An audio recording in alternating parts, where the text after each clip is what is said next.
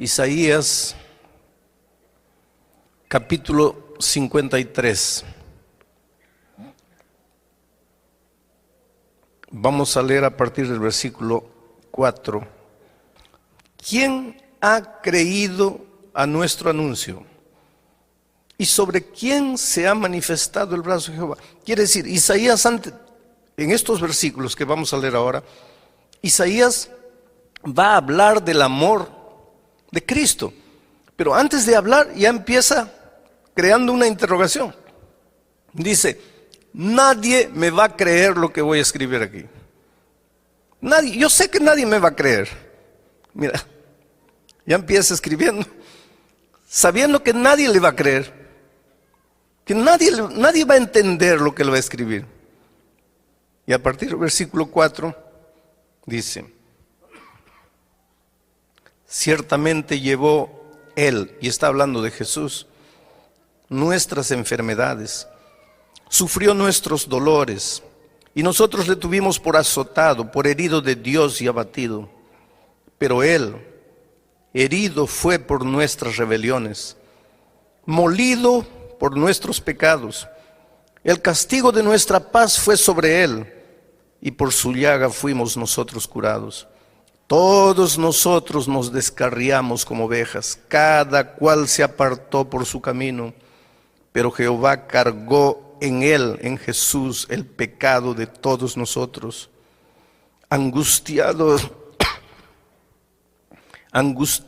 Él y afligido, no abrió su boca. Como cordero fue llevado al matadero, y como oveja delante de sus trasquiladores enmudeció y no abrió su boca. Yo estaba estudiando un día este texto con un judío, y cuando le di mi interpretación del texto, diciendo que aquí este texto estaba hablando de Jesús, del Mesías, porque ellos esperan un Mesías. El pueblo judío espera al Mesías todavía, porque para ellos el Mesías vendrá victorioso, glorioso, libertador. Ellos no pueden entender que el Mesías haya venido humilde, siervo, para morir, porque ellos esperan un Mesías político. Ellos no aceptan un Mesías espiritual. Y cuando yo le di la interpretación de este texto, él me dijo, pastor, esa interpretación que usted hace de este texto es una interpretación inmoral. Y yo le pregunté, pero ¿por qué inmoral? La palabra inmoral es muy fuerte. Me dice, porque que un malo muera por lo que hizo, eso es justo, eso es moral. Pero que un bueno que no hizo nada muera por un malo, eso es inmoral. Y puede ser, querido, desde el punto de vista humano, la muerte de Cristo en la cruz del Calvario no fue justa, fue inmoral. Pero Dios te amaba tanto que el Señor Jesucristo padeció la más o la peor de las injusticias que alguien pudiese haber sufrido. El día que tú entiendas lo que Jesús hizo por ti en la cruz del Calvario, no te va a quedar otro camino sino apasionarte por Cristo. Porque a veces tú no amas a Jesús porque no has entendido su amor. Te voy a contar una historia. Cuando era muchacho y estudiaba en el colegio, yo estudié en un colegio con internado, el internado de chicas y el internado de varones. Y un compañero mío, estábamos ya en el segundo, tercer año de teología, un compañero mío muy tímido. Esta es una historia linda del amor de la chica más linda del colegio, con el muchacho más feo del colegio. ¿Ya viste una chica linda? Multiplica por 10, esa chica era así, linda. ¿Ya viste un muchacho feo? Multiplica por 10, ese muchacho era así de feo. Pero era, además de feo, tímido, miedoso. No hablaba con nadie, pero muy bueno, honesto, trabajador, luchador, un grande colportor. En los veranos iba, trabajaba en las minas, vendía libros, ganaba dinero, volvía para estudiar. Era el alumno que en el inicio del año tenía todo el año pago porque luchaba, trabajaba duro. Nadie se fijaba en él. Todos teníamos enamoradas, novias, menos él. Un día él llegó con la noticia: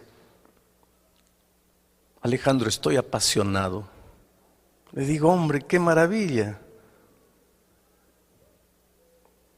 ¿Y quién es la chica? Fulana. Fulana era la chica más linda del colegio.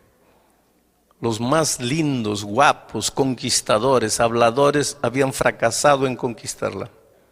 Porque ella decía, yo vine aquí para estudiar, no para noviar. Y no le hacía caso a nadie. Y ahora mi amigo dice, fulana. Le digo, mira, yo creo que tú tienes derecho a enamorarte de cualquiera, pero de ella no te veo la mínima posibilidad. Y él me dice, pues yo sé, y es por eso que estoy triste, pero ¿qué hago? Yo la amo, simplemente la amo. Los meses fueron pasando y él no podía arrancar ese amor de su corazón. Y la miraba de lejos, la observaba. No se atrevía siquiera a acercarse a ella. Un día anunciaron que ella se iba del colegio. Estaba debiendo 3 meses la mensualidad, no podía pagar, parece que la familia estaba atravesando dificultades. Ella se iba del colegio.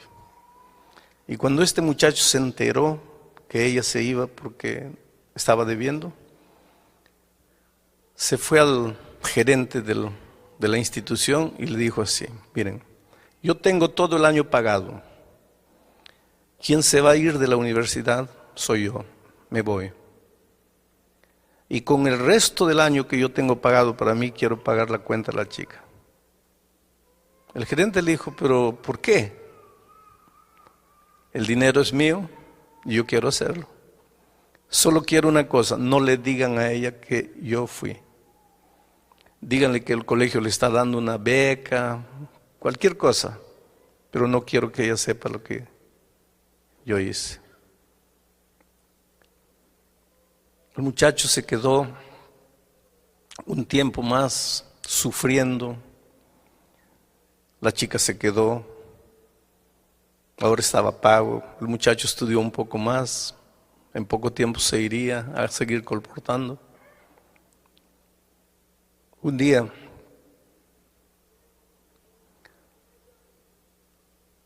yo lo vi tan deprimido y le dije, mira, ¿por qué no vas y te declaras? Lo peor que te puede suceder es que te digan no, pero por lo menos ya sacaste del corazón lo que tienes ahí. Y él me hizo caso y fue y se declaró. Y ella lo trató tan mal, tan mal. Le dijo algo así como, tú no tienes ojos, tú no te miras a ti mismo, tú no sabes quién eres. Dice, ¿cómo te atreves? Y lo encontré a este muchacho derrotado, arreglando sus cosas para irse. Me voy, no aguanto, no puedo quedarme aquí.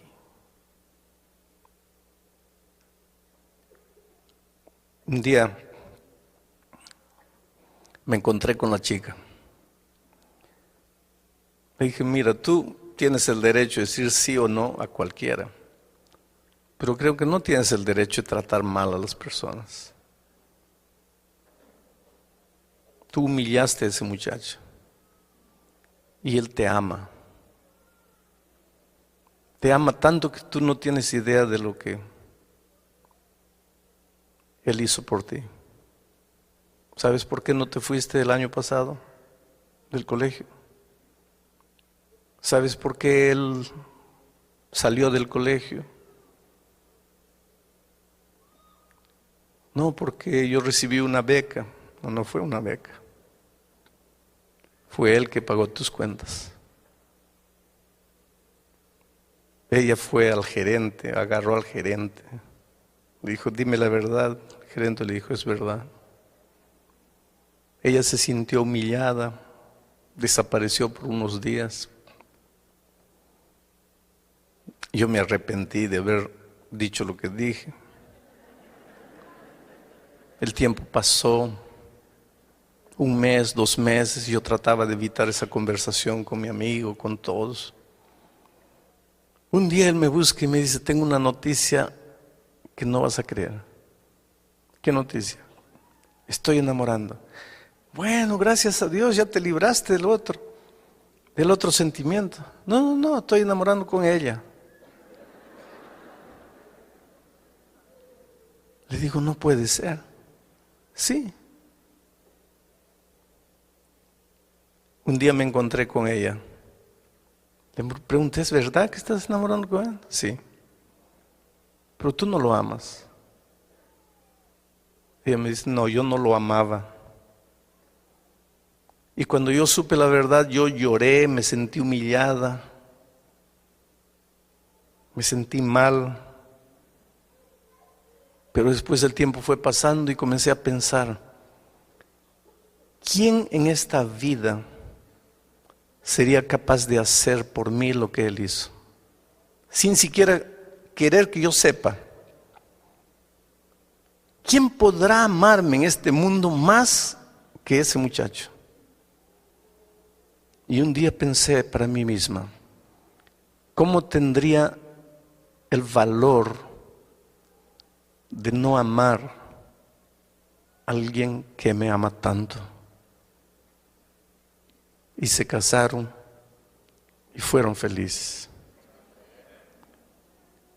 ¿Cómo tendría el valor de no amar a alguien que me ama tanto? Yo creo que cuando tú entiendas el amor de Cristo, tú dirás como aquella muchacha, ¿cómo tendría el valor de no amarte, Señor Jesús, si tú me amaste tanto? El problema es que a veces tú no entendiste lo que es el amor de Dios, y te lo voy a probar de alguna manera esta noche. Quiero hacerles una pregunta. ¿Cuántos creen que Dios nos perdona los pecados? Levante la mano. Gloria a Dios. ¿Qué sería de nosotros si no tuviésemos esa esperanza, no? La maravillosa esperanza del perdón. Solo que cuando ustedes levantaron la mano, ustedes estaban pensando en un tipo de perdón que para Dios no existe. Ustedes estaban pensando en el tipo del perdón humano. Y tú vas a preguntar, pero pastor, ¿cuál es la diferencia? Te voy a explicar la diferencia. Yo tengo un muchacho, un hijo, y aquí hay un vaso de cristal, finísimo, una raridad. Y le digo, hijito, no toques. Abro paréntesis. Padres queridos, enseñen a sus niñitos desde que están gateando a no tocar lo que no tienen que tocar. Si ustedes quieren enseñarle eso cuando son adolescentes, ya es demasiado tarde. No es porque pequeñito, déjalo tocar, déjalo pobrecito, no sabe lo que hace. No, nunca vas a ver lo que hace si tú no colocas límites desde cuando ellos todavía no aprendieron a raciocinar. Límites, la vida está hecha de límites. No te dejes llevar por la corriente frívola, vacía, hueca de este siglo que no conoce límites. Cierro paréntesis. Le digo a mi hijo, no toques esto. Hago un trato con él. Mira, hijito, si yo te veo tocando esto, mira, vas a recibir una palmada en la mano. ¿Está cierto? Está bien. ¿Entendiste? Entendí. ¿Qué te dije? Que si yo toco, recibo una palmada. Entonces, ¿estamos claros? Estamos. Me voy. 3 días después vuelvo y lo encuentro a mi hijo no solo tocando, sino destruyendo el vaso de cristal. Y cuando él me ve, ya sabe que nosotros teníamos un trato. Cuando Él me ve, inmediatamente sus ojitos se abren asustados y salen de su boca 3 palabras, 2 palabras: Padre o Papá, perdóname. Cuando Él dice Papá, perdóname, ¿qué es lo que está queriendo decir? En otras palabras, ¿qué está diciendo? Papá, no me pegues. Ahí yo lo miro, siento compasión y digo: está bien, hijito, te perdono. Cuando yo le digo: está bien, hijito, te perdono, ¿qué es lo que estoy queriendo decir? Está bien, hijito, no te voy a hacer nada. Mi hijo se va saltando feliz y yo también me voy contento. ¿Perdoné a mi hijo, sí o no? Claro, perdoné. Porque para nosotros perdón es ausencia de castigo, liberación del castigo. Él erró, merecía el castigo, dijo: papá, perdóname. Mi corazón se enterneció, lo perdoné, está libre del castigo. ¿Perdoné o no perdoné? Perdoné. Ese es el perdón humano. Pero con Dios ese perdón no existe. ¿Sabes por qué? Porque Dios es Dios. Y su palabra es eterna. Su palabra no cambia. No es como la mía que digo: vas a recibir y después no, ya no vas a recibir. No, no es así. Yo soy hombre. Mi palabra cambia, pero la palabra de Dios no cambia nunca. Y la Biblia dice: la paga del pecado es la muerte. Por lo tanto, quien pecó tiene que morir. No hay otro camino. Y la Biblia dice más: todos nosotros pecamos y por lo tanto estamos destituidos de la gloria de Dios. La Biblia dice más: no hay justo ni siquiera uno. Todos merecemos morir. Todos nosotros estamos condenados a muerte. Todos nosotros ya nacemos condenados a muerte. Pero no queremos morir. Nadie quiere morir. Entonces levantamos los ojos al cielo y decimos: Padre, perdóname. Cuando le decimos Padre, perdóname, ¿qué es lo que le estamos queriendo decir en otras palabras? Padre, yo pequé y merezco morir, pero no quiero morir. Si Dios fuese hombre, ¿sabes lo que diría? Ah, ¿no quieres, hijito? Entonces está bien, hijito, puedes irte, ya estás perdonado. Si Dios fuese hombre, haría eso. Pero Dios no es hombre. Dios es Dios. Y su palabra es eterna. Y si dice que el salario del pecado, la paga del pecado es la muerte, entonces la paga del pecado es la muerte. Y por otro lado, el enemigo de Dios está bien atento a lo que va a hacer Dios.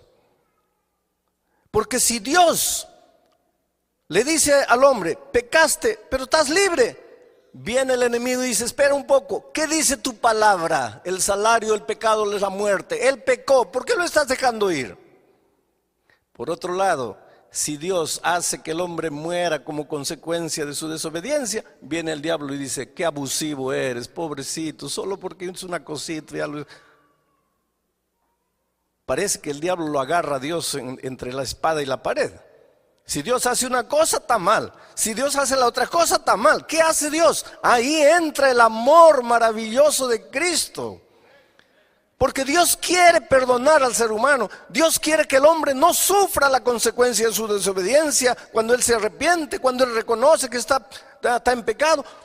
Pero tiene que cumplir al mismo tiempo su palabra que dice que el salario del pecado es la muerte.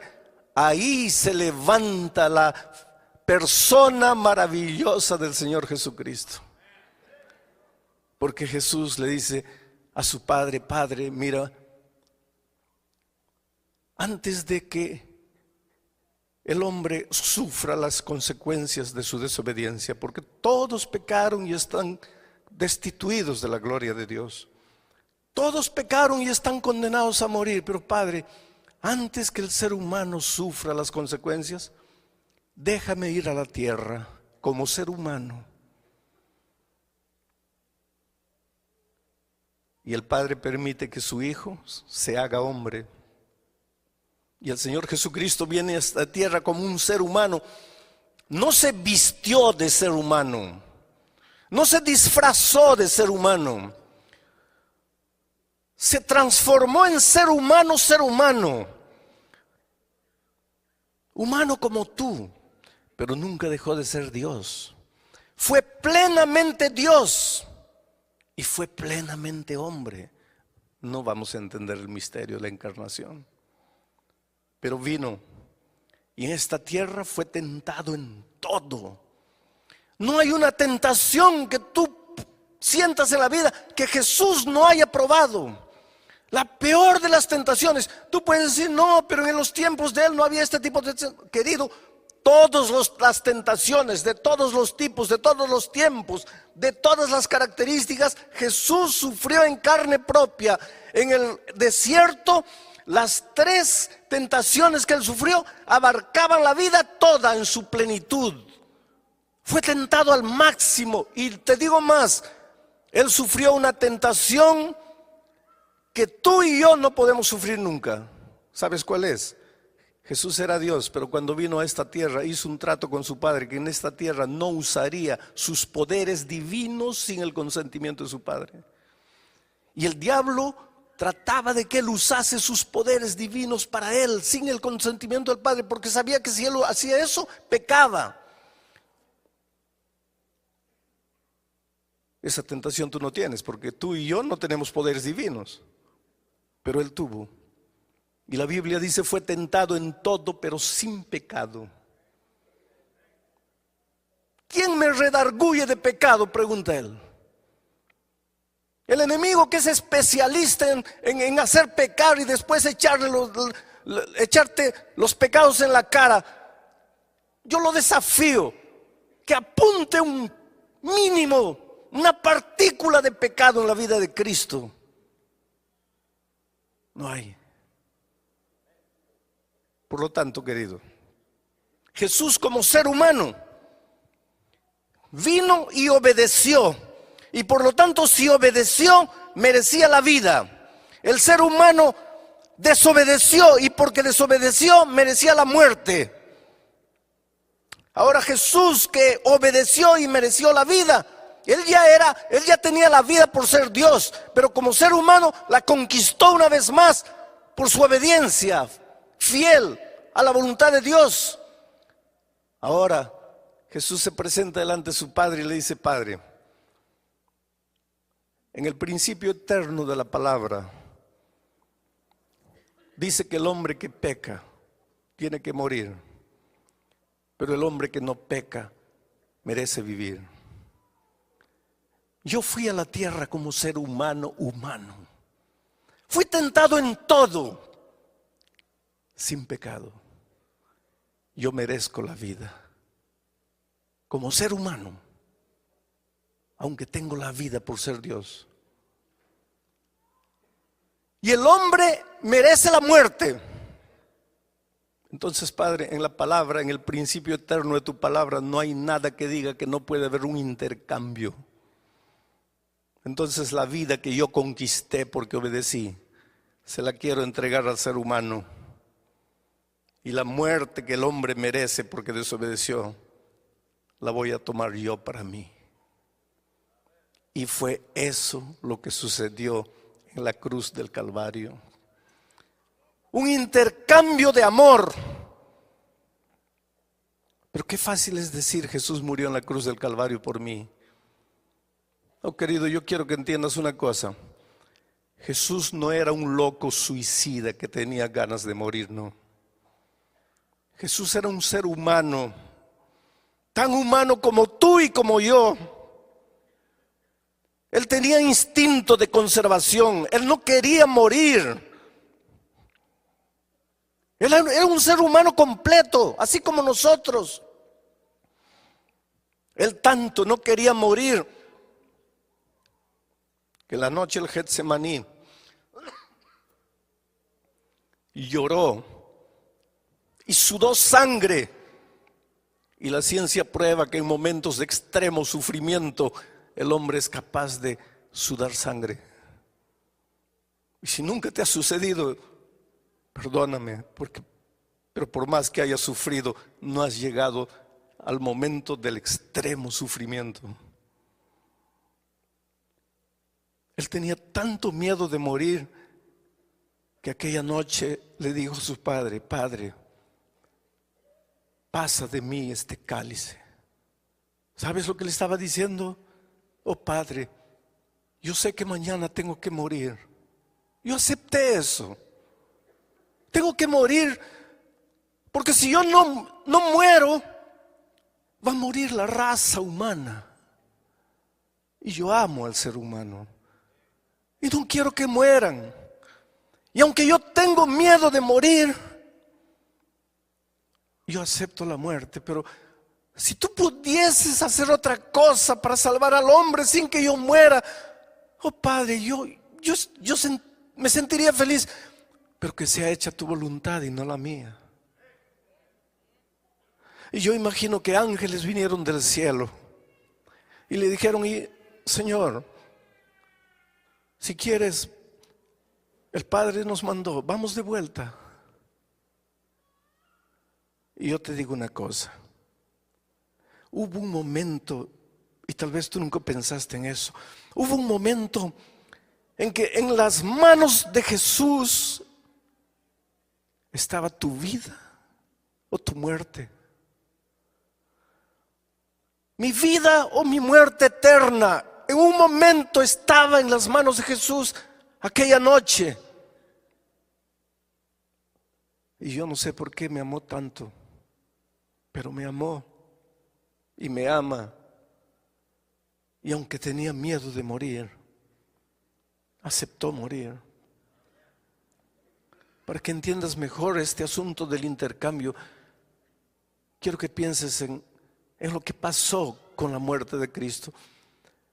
Había un delincuente famoso llamado Barrabás, el peor de los delincuentes de aquel tiempo. La policía lo buscaba, la sociedad tenía miedo de él, y unos días antes de la muerte de Cristo lo aprendieron, lo juzgaron y lo condenaron a la muerte de cruz. La muerte de cruz era la peor de las muertes. ¿Saben por qué? Porque era una muerte sanguinaria, era una muerte fría, calculada, premeditada. La muerte de cruz era preparada para hacer sufrir, porque clavaban al hombre en una cruz, lo clavaban en las manos y en los pies. Eso no era una muerte para matar instantáneamente, porque si le clavasen en el corazón o en la mente, todavía. Pero no, lo clavaban en las manos y en los pies. ¿Quién muere porque le clavan las manos y los pies? Nadie. Y después levantaban la cruz y el hombre se quedaba colgado ahí, sangrando. La ley decía que nada podía dársele de comer, nada podía alcanzársele a no ser un poco de vinagre en una estopa y pasarle por los labios. Ahí estaba el hombre, colgado en la cruz. De día el sol caliente de aquellas tierras lo quemaba. La sangre chorreaba, se secaba en sus brazos, las moscas venían, él clavado, no podía moverse. En la noche, el viento helado de la montaña lo castigaba como un latigazo. Al día siguiente, el sol de nuevo lo quemaba. A la noche siguiente, el látigo del frío de nuevo lo castigaba. Dependiendo de la resistencia física del delincuente, podía quedar un día, 2 días, 3 días, 4 días, 5 días. Llegaba un momento, porque la ley decía que solo podía ser sacado de la cruz cuando hubiese muerto, pero llegaba un momento en que el delincuente miraba y decía: por favor, mátenme, acaben con mi sufrimiento, no aguanto más. Y ese era el momento de la venganza de la sociedad. Nos hiciste tanto mal, nos hiciste sufrir, ahora muere. Siente el gusto de lo que hiciste con tanta gente inocente. Los peores asesinos, los peores delincuentes merecían eso. Y Barrabás fue condenado a ese tipo de muerte. Mandaron llamar al carpintero, porque había que preparar una cruz con las medidas del delincuente. Porque si el delincuente midiese 2 metros, ¿cómo lo iban a clavar en una cruz de 1,50? Entonces llamaron al carpintero y el carpintero tomó las medidas de Barrabás, tanto de largura, tanto de altura, etcétera. Fue, trabajó con la madera, seguramente colocó el nombre abajo, Barrabás, cruz de Barrabás. Llevó, recogió su dinero y se fue. Perdonen.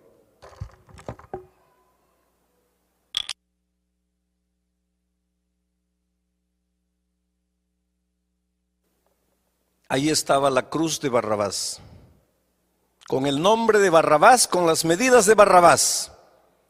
Y ahí estaba Barrabás para ser crucificado en esa cruz. Merecía la cruz. Pero 2 días antes, los judíos prendieron a Jesús y lo juzgaron. Un juicio mentiroso, un juicio injusto. ¿Casualidad? No. Por detrás de todo eso estaba el amor maravilloso de Cristo por nosotros. Fue condenado a la peor de las muertes, a la muerte de cruz. Pilato no quería que Jesús muriese. Trató de defenderlo. Ustedes conocen la historia. Él pensó, ya sé cómo lo voy a defender. Mañana es fiesta y en las fiestas como estas soltamos un preso. Voy a colocar a Jesús, pero voy a pedir al pueblo que escoja con otro preso. Voy a escoger al peor de los presos, a Barrabás. Y con toda seguridad la gente va a querer que libere a Jesús y que matemos a Barrabás. Y yo me lavé las manos y Jesús está libre. Y al día siguiente, ustedes conocen la historia, ahí fue Pilato y dijo, en ocasiones como esta libramos un preso.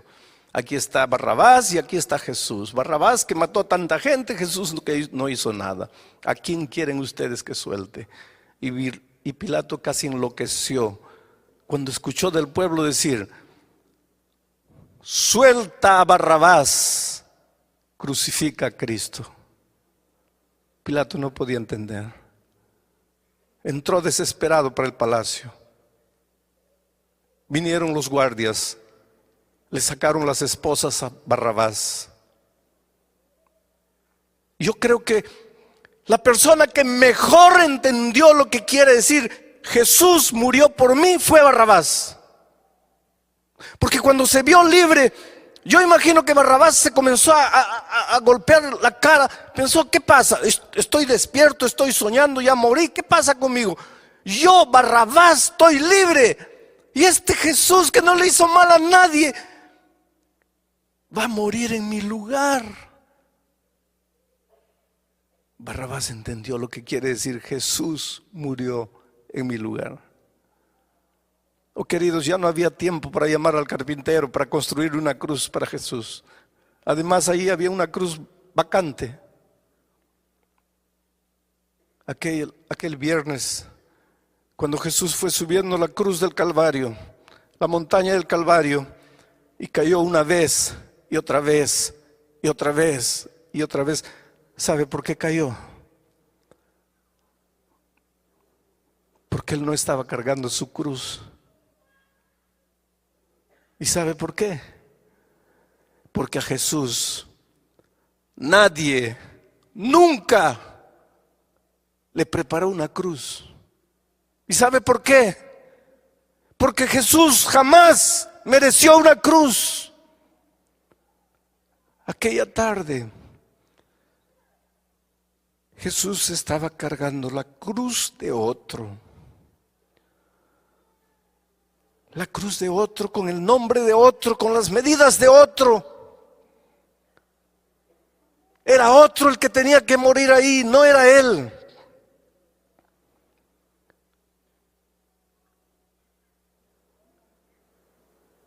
Llegaron al topo de la montaña. Colocaron la cruz en el suelo, extendieron el cuerpo de Cristo, lo clavaron, lo levantaron. Con el peso de su cuerpo, sus carnes se rasgaron. En ese momento el velo del templo se rasgó La oscuridad envolvió a la ciudad de Jerusalén. Era de tarde y los pájaros ya se iban a los nidos.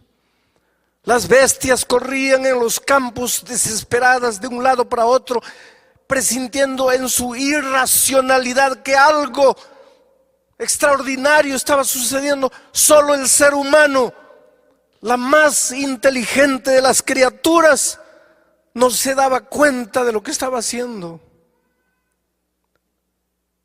Jesús murió. ¿Quiénes lo mataron? Los judíos. Así pensamos, ¿no es cierto? Cuando yo era chico, mi madre tenía un libro llamado Primeros Pasos. Ya no existe ese libro.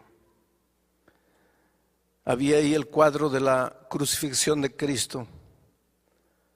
Y yo le preguntaba a mi mamá, ¿quién es este que está en esta cruz aquí? Ella me decía, ese es el buen ladrón. Y este otro, ese es el mal ladrón, hijo. ¿Y quién es este que está en el centro? Es el Señor Jesucristo, que murió por nuestros pecados. ¿Y estos que están abajo, quiénes son? Y mi madre se llenaba de ira y me decía, hijo, esos son los perros soldados que mataron a Cristo. Y toda mi vida crecí pensando que fueron los soldados que mataron a Cristo. Hasta que un día,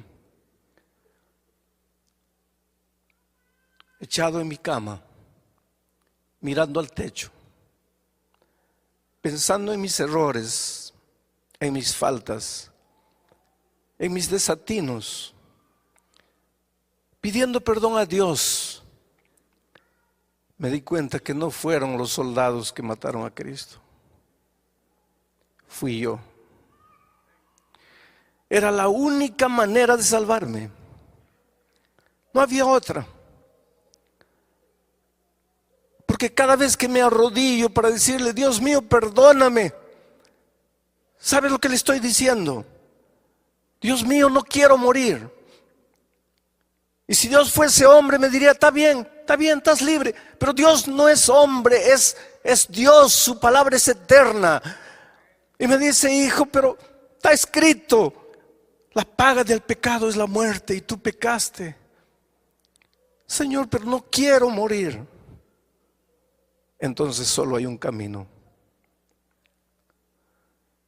¿Cuántas veces conté la historia del pastor H.M.S. Richard, que fue el fundador del programa de La Voz de Profecía aquí en los Estados Unidos?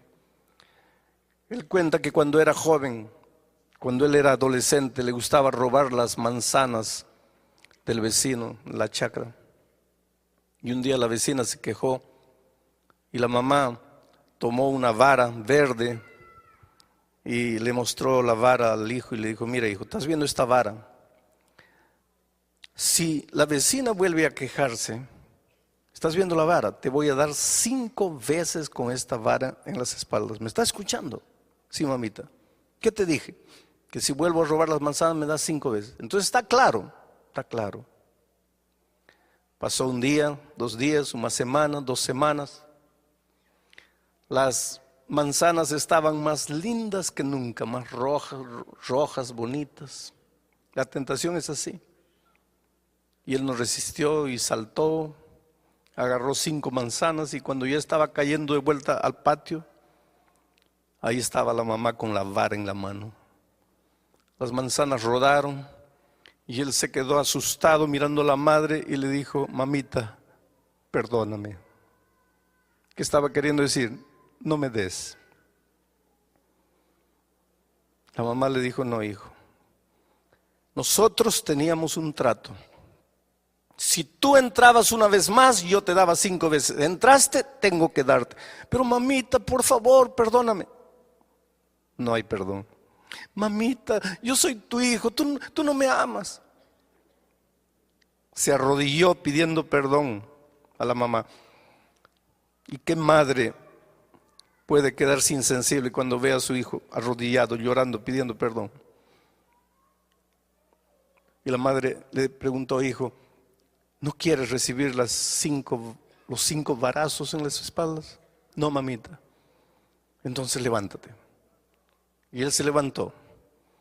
Y la mamá le extendió la vara y le dijo: hijo, toma la vara. Y él agarró la vara y le dijo: mira, teníamos un trato. Si tú infringías más, yo te daría 5 veces con esa vara. Y tú infringiste. Mereces el castigo. Pero no quieres recibir el castigo. Y yo te amo tanto que vamos a hacer una cosa. En lugar de que yo te castigue a ti porque infringiste, tú me vas a dar 5 veces con esa vara en mis espaldas. El castigo se va a cumplir porque hubo infracción. Pero yo te amo tanto que yo voy a pagar el castigo en tu lugar. Y el pastor Richard cuenta la historia y dice: yo no tuve el valor de castigar a mi madre por mi pecado. Pero nosotros, querido, sí tuvimos el valor de crucificar a Jesús en la cruz por nuestro pecado. Porque cada vez que tú te arrodillas para decirle: Dios mío, perdóname, ¿sabes lo que le estás diciendo? Yo pequé, Señor, y merezco morir, pero no quiero morir. Yo sé que merezco la muerte, pero no quiero. Y entonces Jesús te dice: hijo, solo hay una manera de que no mueras. ¿Cuál es, Señor? En lugar de que tú mueras, yo voy a morir. Tú me vas a quitar la vida. Y lo hicimos. Por eso, queridos, cuando yo miro a la cruz del Calvario, me pregunto como aquella muchacha del colegio: ¿cómo tendría el valor de no amar a alguien que me ama tanto? Pocas veces me emociono cuando predico, o quiero decir, pocas veces me descontrolo en mis emociones cuando predico. Pero nunca conseguí predicar el tema de lo que sucedió en la cruz del Calvario sin que mis emociones escapasen a mi control. Porque nunca tendré palabras para agradecer a Dios por lo que hizo por mí. ¿Qué hubiera sido de nosotros si el Señor Jesús no hubiese estado dispuesto a morir en la cruz? Por eso esta noche te voy a hacer una invitación. Esta invitación no es para los miembros bautizados de la iglesia.